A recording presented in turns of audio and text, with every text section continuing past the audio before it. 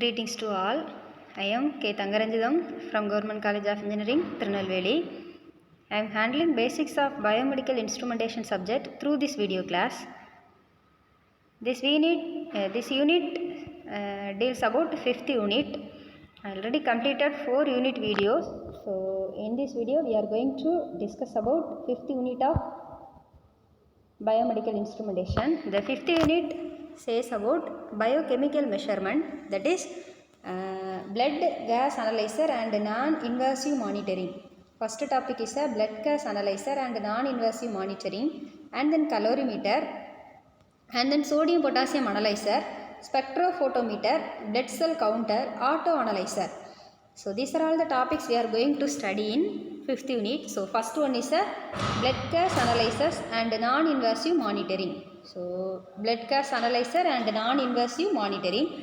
Blood gas analyzers are used to measure the content of pH rate. That is, how much amount of pH present in our blood will be monitored using blood gas analyzer, and then PCO2 and PO2 from the blood. So the blood contain hydrogen, CO2 and O2, and this measurement, that is H level, CO2, O2 level, will be analyzed through this blood gas analysis. The different gases are H, CO2, O2, that is hydrogen, carbon dioxide and oxygen. So the block diagram for blood gas analyzer consists of, first the input blood is given to here. Here first is a H amplifier, and then it will be scoped, calibration, then CO2, O2. It has 3 separate units. First one is H, O2 and CO2. So the analyzing circuit consists of anti-lock converter, recorder, amplifier circuits. So these are all the simplified diagram. So here the blood will be given to H analyzer, CO2 amplifier and O2 amplifier. So and then further treatment, it will be separated how much amount of H content, CO2 content, O2 in the particular blood. 2 gases of O2 and CO2 percentage are required for calibrating the analyzer in BO2 and PCO2 meters. The circuit diagram for computing biocarbonate is given as, so here the hydrogen and CO2 is given through the potentiometer arrangement, and we are having one operational amplifier is the adder circuit. Here these 2 input are added and the output is fed back through the input through feedback resistor, and then output is given to anti-lock converter, from which analog to digital converter we can able to see how much amount of H and O2 present in the particular blood. Input signal to the HCO3 calculator is obtained from the outputs of the pH and PCO2 amplifiers. The outputs are adjusted by multiplying with the content and it given to the adder circuit. Output of adder is passed to anti-lock generator circuit, then is passed to analog to digital converter and for display. Resistance R is used to adjust 0 at the output. So circuit diagram for computation of total CO2 is given, and then circuit diagram for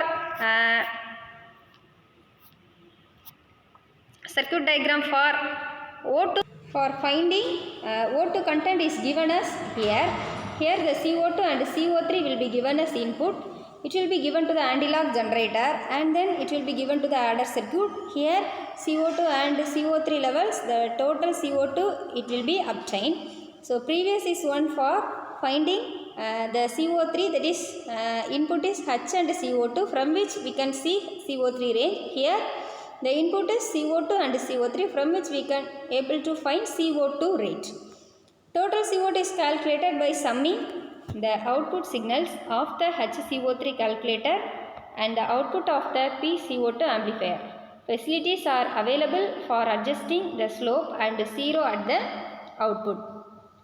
So then the circuit diagram for computation of base excess, that is how much amount of H rate and CO2. First one is H and CO2, and then O2 and CO3. Here H and CO3.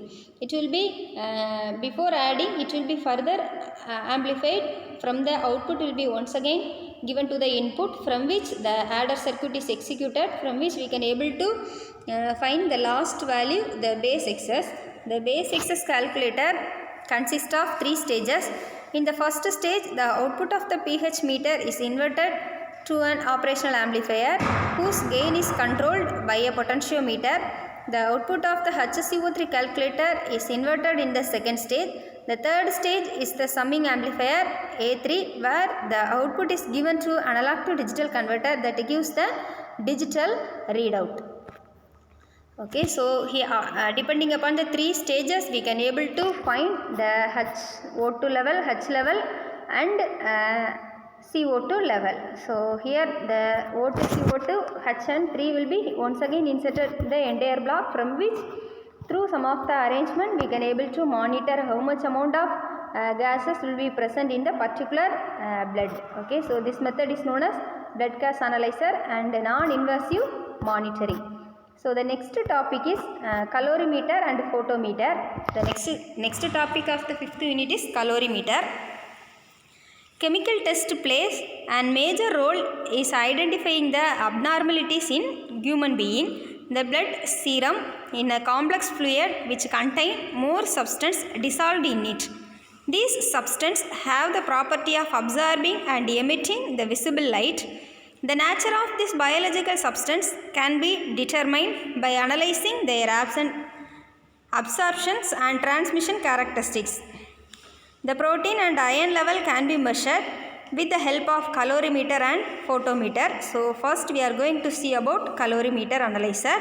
The figure shows the calorimeter arrangement. Principle is absorption and transmission property of chemical substance. This method of calculating the absorbance and transmittance can be explained using this diagram. Here this is the calorimeter arrangement. So the solution of concentration Cc is placed in a cavity with a length of light L.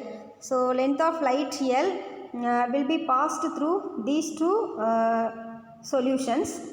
So first the passed solutions will be transmitted and then scattered. So light rays particular wavelength is passed through the filter F, whose transmission is given by T is equal to I1 by I0. In terms of percentage, it is multiplied by 100%, where I0 is the initial intensity of light entering with this cavity. I1 is the lower density achieved due to the absorptions of the part of intensity in the solution. Light leaving cavity has a lower density. Hence, the absorption will be given by A is equal to minus log of I1 by I2, and taking logarithmics for I1 and I0 we can able to find the absorptions of the solution. Okay, so these two absorption solution will be found. Here the I1 I2 will be indicated, I1 I2 I0 will be indicated in the calorimeter, where I1 is the initial intensity, I0 is the initial intensity and I1 is the lower intensity. Similarly, the light leaving the second cavity has the intensity I2, which is lower than that of the I1, and then this light will be transmitted. The total absorptions of two liquid column can be obtained by the sum of individual absorptions. That is I1, I2 we are having two. So individual absorption capacity also be calculated. Amount of absorbance depends on the number of molecules present in the liquid column. By Peirce law, absorptions can be measured as A is equal to A into Cl, where A is the absorbability and C is the concentration of absorbing substance in the cavity. L is the light path length of the cavity. Absorptivity can be obtained by measuring the absorption of a liquid with known concentration. The concentration of unknown solution is determined by Cu will be equal to C into Au by A, where A is the absorption of standard solution and Au is the absorption of unknown solution and C is the concentration of standard solution. So in that manner we can able to find the absorption. From the absorption property we can also able to find the how much amount of gases will be present in the particular blood. This method is known as calorimeter analysis. So the entire arrangement is known as calorimeter. Okay, so and the next one is a filter photometer. So calorimeter is also called as filter photometer, which is used for measuring transmittance and absorptions of solution. So in order to find only the transmittance and absorption of solution, we can go for filter photometer.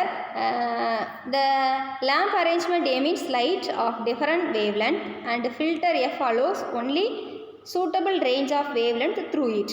The light beam from filter is converted into parallel beam by an optical arrangement. The light falls on two piezoelectric cells. The reference cell is C reference and the sample cell is CS. As shown in figure, through the light arrangement we can also able to view the wavelength also. Without the sample, the output from both the cells are same. When the sample is placed in the light path, the output of sample cell CS is reduced, and hence the potentiometer divides the output of C reference with galvanometer G, shows a balance. The potentiometer can be calibrated in transmittance or absorption units. So according to the calibration, we can able to find the absorptions of the solution independently. So after obtaining the transmittant and absorption capacity, we can take it as a reference value. After the comparison between the original blood with the reference wave, we can able to find out if there is any difference between the measured blood level. Okay, so in that manner we can able to analyze the blood.